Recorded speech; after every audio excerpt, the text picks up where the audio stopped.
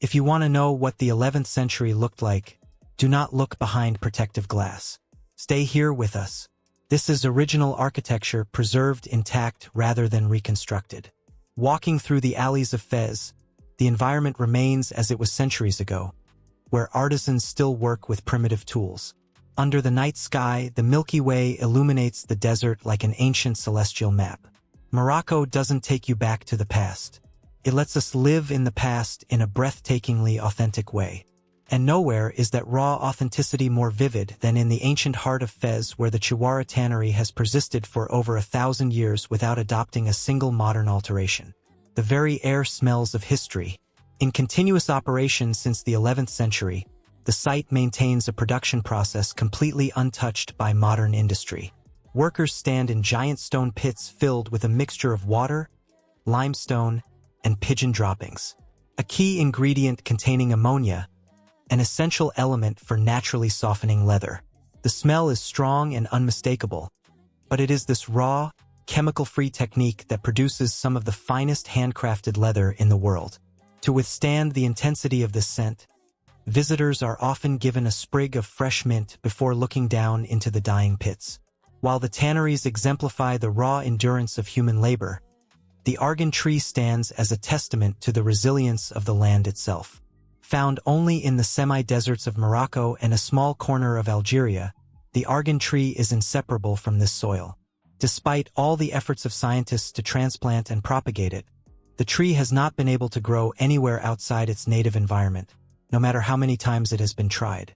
It thrives only in this harsh environment, producing a fruit whose oil has become known around the world as liquid gold. But its rarity is only half the story. The true value lies in the labor.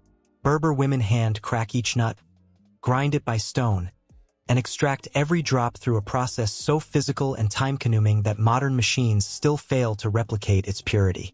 It is a beauty born from hardship, a product that the world can only enjoy thanks to Morocco's unique soil conditions. While the argan tree is Morocco's silent miracle, the thuja tree is its rarest luxury. Hidden along the lower slopes of the Atlas Mountains, thuja wood is unlike anything found elsewhere in the world. Dense, richly patterned, and carrying a natural luster that craftsmen describe as alive. Its grain is so intricate and so uniquely Moroccan that luxury car makers like Rolls-Royce, Mercedes, and BMW have spent decades seeking it out for their highest-end interiors. Because it cannot grow elsewhere, thuja wood is very rare. Not only valuable, but also one of the most geographically protected materials in Morocco. Morocco's mountains and deserts reveal quiet wonders, but it's Jama that takes the country's chaotic pace and makes it come alive. As night falls over Marrakech, the square transforms into a kind of open-air theater. Not staged or choreographed, but alive with the same energy it has carried for centuries. Here, traditions that should have disappeared with the Middle Ages continue in full view. Cobra charmers coax snakes with hypnotic flute melodies, not to put them into a trance, but to manipulate their natural instinct to follow movement. The snakes cannot actually hear the music. Instead, they respond to the sway of the flute and the rhythm of the performer's body. It's a practice that dates back centuries, passed from master to apprentice, and it remains one of Jama's most recognizable yet controversial traditions. And on the edge of the square, itinerant dentists lay out piles of extracted teeth as proof of their skill, offering on-the-spot extractions without anesthesia. Their tools are simple, often just metal pliers and a cloth. And their experience comes not from formal training, but from years of practice on the street. People come to them not because it is safer, but because it is fast, cheap, and rooted in an old tradition that existed long before modern clinics. It's loud and chaotic, but it's a scene that feels more like stepping into a living piece of Morocco's past. Alongside the colorful traditions are Moroccan folk legends, primitive fears, and beliefs in the afterlife. The most prominent is the name Aisha Kandisha. Across Morocco, belief in jinn is woven into daily life, especially in rural areas where old stories are preserved with remarkable clarity. A Kandisha is described as a seductive woman who lures men to secluded places. But by the time they realize it is too late, her lower body ends with the legs of a goat or a camel. For generations, Her name has carried such weight that many Moroccans refuse to say it aloud after dark, fearing that simply calling it might draw her attention. Away from the scary stories, the cultural space here changes completely when the drums and beats are played. This is when Defy appears, bringing with it a vibrant energy and the ability to soothe the soul. Emerging from the spiritual heritage of Afro-Moroccan communities, Na is not just music. It is a lineage sustained and passed down through generations. The sound is built on the sharp clang of the croc iron castanets, repeating the same rhythm over and over again, becoming a vibrating resonance throughout the space during the nighttime Lila ceremonies. The repetition deepens. Voices rise and fall over the steady pulse, and participants believe the music can draw them into a trance-like state, one that helps release emotional weight or reconnect with the unseen layers of the world around them. For outsiders, it may look like a performance. For those raised within the tradition, Nawa is a form of healing that predates modern language to explain it. If a Moroccan confesses his love to you, he will not say, "I love you, but I have conquered your liver," and made difference from the world. Where many cultures elevate the heart as the symbol of love, Morocco gives that meaning to a far more unexpected organ, the liver. In Moroccan belief, a healthy liver is essential to digestion, vitality, and overall well-being, which makes it a fitting metaphor for happiness itself. Over time, the organ became tied to affection, sincerity, and emotional depth. That's why one of the most common expressions of love here isn't about capturing someone's heart. It's about winning their liver, a phrase that carries far more warmth in Morocco than it may suggest anywhere else. Away from folktales, we are about to enter a landscape that awakens all the senses. Erg, a sweeping expanse of burnt orange dunes rising hundreds of feet in shifting shapes. At sunrise, the sand turns soft pink. By sunset, it glows a deep, fiery red, colors that change not with filters or tricks of the eye, but with the angle of the desert light itself. Erg Chebbi is one of Morocco's two major dune systems, an immense expanse shaped entirely by wind, time, and natural geology. The magic of Erg really begins when the sun sets. Surrounded by the pristine darkness of an isolated dark sky zone, the space becomes the perfect backdrop for the stars. The Milky Way cuts a cold, brilliant line across the sky, offering a visual experience that few will ever see in their lifetime. As the wind sweeps across the slopes or triggers torrents of sand to slide down cliffs, the simultaneous friction of billions of crystals creates a mysterious acoustic phenomenon. It is a deep, resonant sound like a giant bass note rolling steadily through the silence of the desert. It is one of nature's rarest acoustic events, and Erg is one of the few places on Earth where it still happens. The further inland you go, the narrower the road becomes, winding paths clinging to the cliffs. This is the High Atlas, a land of schist and red soil where Berber villages perch on the edge of cliffs, existing in an isolated environment that is hard to reach by the modern world. The High Atlas Range forms the spine of Morocco, and at its center stands Jebel Toubkal, the highest peak in North Africa. Rising to more than 13,600 feet in winter, Toubkal is buried under thick snow, turning the surrounding valleys into a landscape that looks unexpectedly alpine.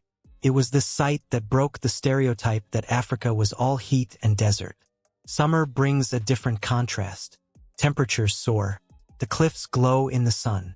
But between the ridges, lush green valleys appear almost from nowhere. These sustain hundreds of Amazon villages where communities have preserved their distinctive mud and stone architecture for centuries. The High Atlas Mountains are also a living record of Morocco's indigenous cultures, the harsh climate and dramatic geography that binds them together. From the dense green valleys of the Rift Mountains emerges one of Morocco's most striking natural formations, God's Bridge. This massive limestone arch was carved over thousands of years as flowing water slowly eroded the bedrock, leaving behind a geological structure that feels almost engineered despite being entirely natural. Towering several stories high, the arch links two moss-covered cliffs with a clear, cold stream running quietly beneath it. Its scale and symmetry make it one of the most impressive natural arches in North Africa. A short trek deeper into the valley leads to a Gorge waterfall, a cascade that drops into a pool of vivid turquoise water. The contrast is tropical hues against the rugged, arid, mountainous terrain. This area feels like a retreat, a surprising beauty hidden within the Rift Mountains, and is one of Morocco's most rewarding nature retreats. Leaving the inland canyons where the currents erode the limestone, we head out to the Atlantic coast to witness a similar but more dramatic tectonic process. At Leg Era, huge waves have been crashing against the sandstone cliffs for thousands of years, carving out huge red brick domes that tower above the sand. Leg Cliff. The sandstone itself is what makes legendary. Under the changing angle of the sun, the sandstone surface reacts to create a series of continuous color changes throughout the day. The rock changes from a bright fiery orange in the morning to a deep crimson at noon, and finally covers itself with a hazy purple layer at sunset. At low angles, the light-scattering phenomenon causes the entire cliff to glow, looking like a block of embers glowing on its own. Leg Zero was once home to two arches, but one collapsed in 2016 after decades of natural erosion. The surviving arch is now an outstanding example of coastal geology, illustrating both the durability of sandstone blocks and their vulnerability to natural erosion. Deep in the Atlas Mountains are two tectonic plates known as geological twins, both made of the same red sandstone, but each with a completely different morphology and movement. Todra Gorge presents the more dramatic profile of the two. Its vertical walls rise nearly 1,300 feet, narrowing the passage at certain points to only 30 to 60 feet across. Walking through it feels like moving between two immense stone pillars with a cold stream running along the base and cooling the air even in the height of summer. The contrast between the towering cliffs and the narrow floor creates one of the most striking natural corridors in Morocco. Unlike the vertical structure of the narrow canyons, Dade's Gorge opens up a majestic horizontal space. The characteristic of this place is the winding mountain pass route cutting across the red rock mountainside, forming a series of dense stacked switchbacks.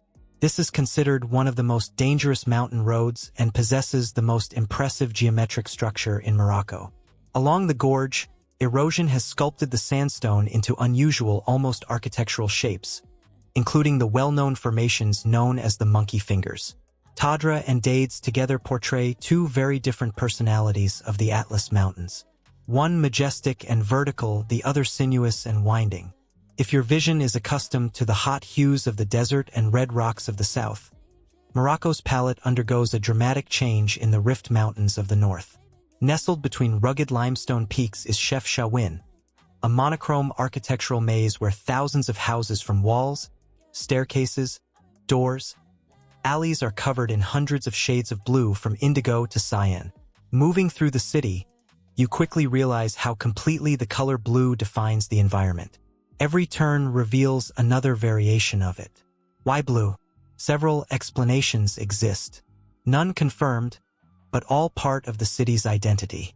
One traces back to the 15th century Sephardic Jewish community, who painted their homes blue as a reminder of the sky, spirituality, and a connection to the divine. Others say the color helps repel mosquitoes or keeps buildings cool during the hotter months. Whatever its origins, Chefchaouen's blue palette has become one of Morocco's most distinctive visual hallmarks.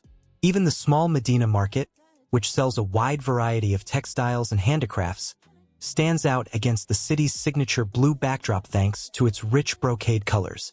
Amidst a monochrome maze that defies all the rules of color, Chefchaouen positions itself as an exception to North African architecture.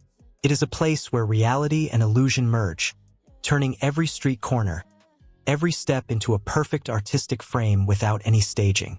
Chefchaouen is a surreal dream, while Ait Benhaddou is the embodiment of epic memories. Nestled in the middle of the arid Unila Valley is a reddish-brown terracotta complex that looks like an ancient fortress forgotten by time.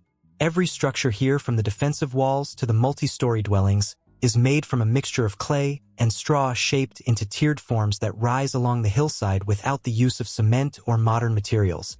Today, it is considered one of the best-preserved earthwork complexes in North Africa and has been a UNESCO World Heritage Site since 1987. What makes Ait Benhaddou special is its integrity. The layout, the walls, the watchtowers, the narrow alleys, all still reflect the architecture that has existed in this area for centuries. Stepping through the car feels like stepping into a perfectly preserved version of ancient Morocco, untouched by modernization. Its authenticity is also why Ait Benhaddou has become one of the world's most frequently used natural film sets. Its silhouette has appeared in productions ranging from Gladiator to Game of Thrones to The Mummy. Few buildings in Morocco are as instantly recognizable as the Hassan II Mosque, which sits in a prime location on the Atlantic coast. It juts out into the sea, making it one of the largest sea-based mosques in the world. It has become the defining landmark of modern Morocco, not only for its scale, but for the craftsmanship embedded in every surface. Its minaret rises to nearly 700 feet and remains one of the tallest ever built. Inside, sections of the floor are fitted with glass panels, allowing worshippers to see the waves breaking directly beneath them. At night, a laser beam projected from the top of the minaret extends across the water, pointing toward Mecca. The building's details reflect the highest level of Moroccan artisan work. Intricate Zili tile mosaics, carved Atlas cedar ceilings, polished white marble columns, and monumental bronze doors, all produced by more than 6,000 craftsmen. Every geometric motif, every carved pattern, and every tiled surface is made by hand. Among Morocco's modern structures, the Hassan II Mosque stands out not for technology or scale alone, but for how convincingly it unites traditional craft with contemporary ambition. In the heart of FES, there exists a world where time seems to have stood still for more than 1,200 years. The Medina Fest El Belai is not only the largest Medina in Morocco, but also the largest surviving medieval labyrinth on Earth. It is the largest car-free urban area in the world, built from more than 9,000 alleyways that twist, fold, narrow, and intersect like a living labyrinth.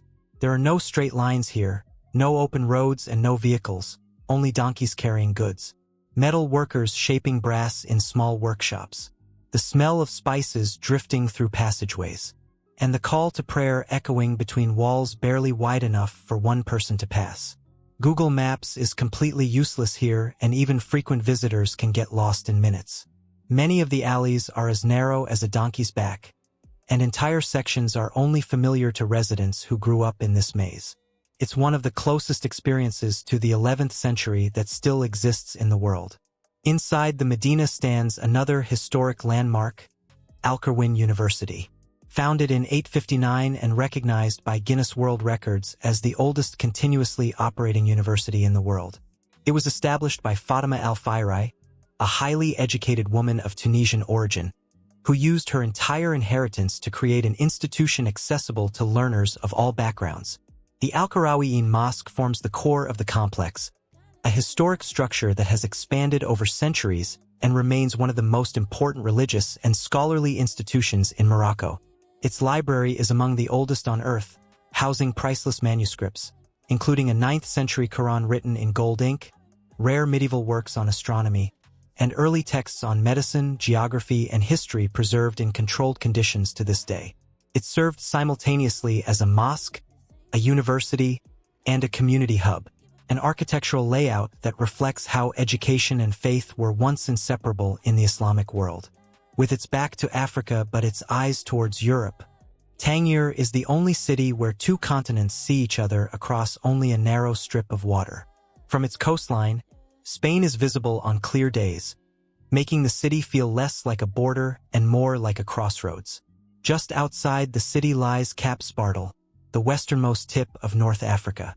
Standing there, the Atlantic Ocean and the Mediterranean Sea meet in a visible shift of color and current, one of the most striking natural boundaries on the continent.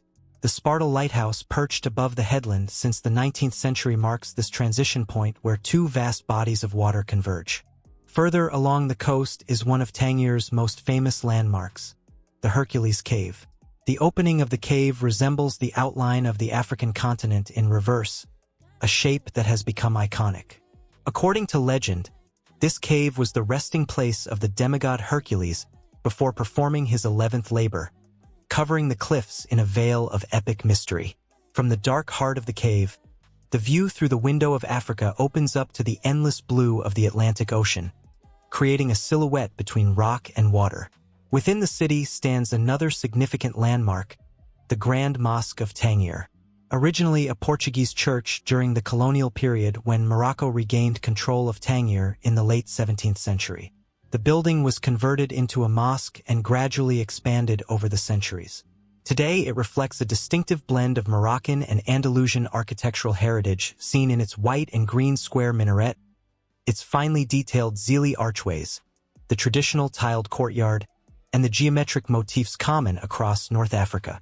The green tiled roof, a signature feature of major Moroccan mosques, completes the building's identity and anchors it firmly within the country's architectural tradition. In the 20th century, Tangier became something else entirely, an international zone. It attracted diplomats, writers, artists, and spies, all drawn by the city's unique legal status and cosmopolitan atmosphere. That legacy still lingers in its architecture and its blend of European and North African influences only about 20 miles apart. Meknes and Volubilis feel like two different eras placed side by side. One represents Morocco's imperial age, the other its ancient Roman past. They give the region a historical depth rarely found elsewhere in North Africa. Meknes was once a royal capital, often compared to a Moroccan version of Versailles for its vast fortified walls, monumental gates, and grand urban design. One of its most defining structures is Bab Mansour, the city's principal gate, known for its large-scale, finely detailed Zelik tile work, and stone columns brought from the ruins of Volubilis. Its craftsmanship and proportions give a clear sense of the authority Meknes projected during its imperial height. Another highlight of the city is the Mausoleum of Mule Ismail, the final resting place of one of Morocco's most influential kings. His reign shaped much of the country's early modern identity, and the mausoleum reflects the scale and ambition of the period. Volubilis, on the other hand, tells a completely different story. It is the largest and best preserved Roman archaeological site in Morocco. Founded in the 3rd century BCE and thriving during the reign of Emperor Caracalla, the ruins still display clear traces of Roman urban planning. The Triumphal Arch of Cacalla, the Capitoline Temple, the Roman Basilica, and a collection of remarkably preserved mosaic floors that have survived 2 millennia. The columns and archways stand isolated against open fields, giving the site an atmosphere that feels both historic and unexpectedly quiet. Meknes reflects the ambitions of Morocco's early modern monarchy, while Volubilis retains traces of its Roman past. Their presence on the same stretch of land brings the historical boundary to life, fully exposing Morocco's multi-layered cultural flow. Set across the slopes of 2 hills, Mule Idris Zirin holds a uniquely important place in Moroccan history. It is the burial site of Mule Idris I, founder of the Idrisid dynasty and the figure widely regarded as the father of the first Moroccan state. For centuries, the town carried a special religious status. Non-Muslims were not permitted to stay overnight, a restriction that remained in effect until the mid-20th century. The town is covered with rows of whitewashed houses stretching up the hillsides connected by narrow winding streets and small staircases. The green and white domes dot the landscape, giving the settlement a distinct visual identity, especially when viewed from the surrounding mountain ranges. At its center stands the Mausoleum of Mule Idris I, the spiritual and architectural heart of the community. The structure features a jade green dome, traditional tiled courtyards, and design elements rooted in classical Moroccan and Allusian aesthetics. Access to the interior is limited and entry for non-Muslims is not always permitted, preserving the sacred nature of the site. Mule Idris Ziroun is both a pilgrimage town and a living historical landmark, one that connects modern Morocco directly back to its earliest origins. The claustrophobic feeling of the narrow alleys immediately disappears upon arriving in Rabat. The space here is airy with wide avenues lined with palm trees and a cool, salty breeze blowing directly from the Atlantic Ocean into the city. As the nation's capital, it integrates governmental and historic areas with a degree of clarity and organization not typically seen in other Moroccan cities. One of its most emblematic landmarks is the Hassan Tower, an unfinished 12th century minaret that was intended to be the tallest in the world. Construction stopped after the death of Sultan Yaqub al-Mansur, leaving behind a striking ensemble of the half-built tower and more than 200 incomplete stone columns surrounding it. The tower itself stands close to 140 foot tall, only a fraction of its intended height, but the scale of its base reveals how ambitious the original plan was. Unlike most minuets, Hassan Tower was designed with interior ramps instead of stairs, wide enough for a rider on horseback to ascend to the top. The structure displays the sophistication of Ahmad art. Its red sandstone walls are engraved with geometric motifs, Kufic inscriptions, and decorative arches that reflect the architectural language seen in the Koutoubia Mosque in Marrakech and the Giralda Tower in Seville. Nearby stands the Mausoleum of Mohammed V, one of the finest examples of modern Moroccan craftsmanship. Mohammed V, the king who guided Morocco out of French colonial rule, is buried here along with his sons.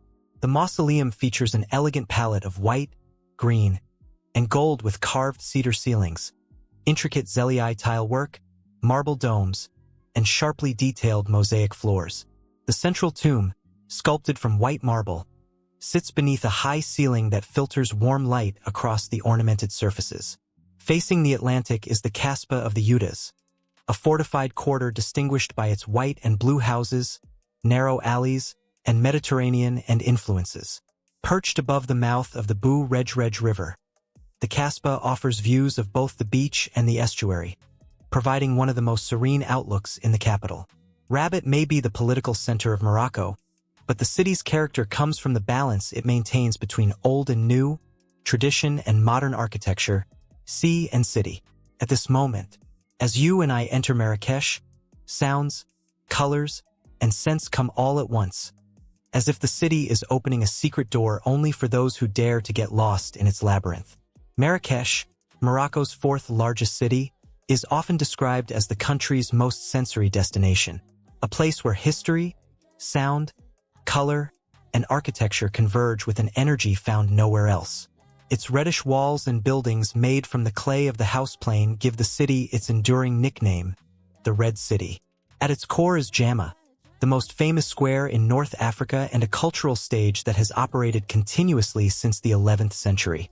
This place brings together all the most typical things of Morocco, such as traveling storytellers, traditional healers, street artists, and smoky food markets. This strong vitality has turned the square into a precious living heritage recognized by UNESCO as an intangible cultural heritage. Overlooking the square is the Koutoubia Mosque, the largest mosque in Marrakech and one of the finest examples of Almohad architecture. Its minaret rising roughly 250 feet served as the model for both the Giralda in Seville and the Hassan Tower in Rabat. As with most mosques in Morocco, entry to the interior is restricted to Muslims, but the exterior alone, especially at sunset, remains a defining image of the city. A short distance away, Jardin Majorel offers a stark contrast to the city's intensity. This botanical garden, famous for its deep cobalt madril blue, was restored and later owned by designer Yves Saint Laurent. Filled with palms, bamboo, cacti, and reflecting pools, it remains one of the most tranquil spaces in Marrakech. The city also preserves some of the most refined royal architecture in Morocco. The Begia Palace with its 150 rooms, carved cedar ceilings, painted wooden beams and illusion courtyards, and detailed zili tile work is a showcase of 19th century craftsmanship. The layout is designed to create a sense of progression, leading visitors from quiet inner rooms to open, sun-drenched courtyards. Even at its most lavish, the palace reflects the builder's intentions, projecting power through the meticulous craftsmanship of every surface. Not far from the Bahia Palace is the El Badi Palace, now largely abandoned, but once considered one of the most lavish structures ever built in North Africa. Commissioned by Sultan Ahmad al-Mansur to celebrate his victory at the Battle of Wadi el-Makazin, the palace was designed to showcase the full extent of Saadian wealth and power. Often described as the Versailles of North Africa, it originally comprised 360 rooms, a vast plaza-like courtyard, sunken gardens, and 4 vast reflecting pools. The palace was once decorated with Italian Carrara marble, atlas, cedar, gold, onyx, and exquisite Zelic mosaics, materials sourced from across the Mediterranean and beyond. Today, only the massive walls, turrets, and courtyards remain, giving the place a cold, empty feel. Nearby lie the Saadian tombs rediscovered and restored in 1917. Known for their Carrara marble decoration and precise ornamental detail, the complex contains the remains of more than 60 members of the Saadian dynasty arranged in chambers that were sealed for centuries and remained untouched until their rediscovery. The most celebrated space, the Hall of 12 Columns, features a due cedar ceiling, marble pillars, and finely carved stucco that illustrates the height of 16th century craftsmanship. Finally, the Ben Youssef Madrasa, once the largest Islamic school in the Maghreb, displays an extraordinary courtyard lined with Zili mosaics and stucco carvings. It stands as one of Marrakech's most important educational and architectural landmarks. Marrakech is a city that doesn't simply preserve history, performs it in real time. Positioned at the edge of the High Atlas and facing the vast expanse of the Sahara, Ouarzazate has long been known as the gateway to the desert. The landscape shifts quickly here from mountain foothills to palm groves to open sun-baked plains, creating a setting that feels both remote and cinematic. One of the city's most distinctive landmarks is Kasbah Tor, a towering earthen fortress that once controlled the caravan routes in the region.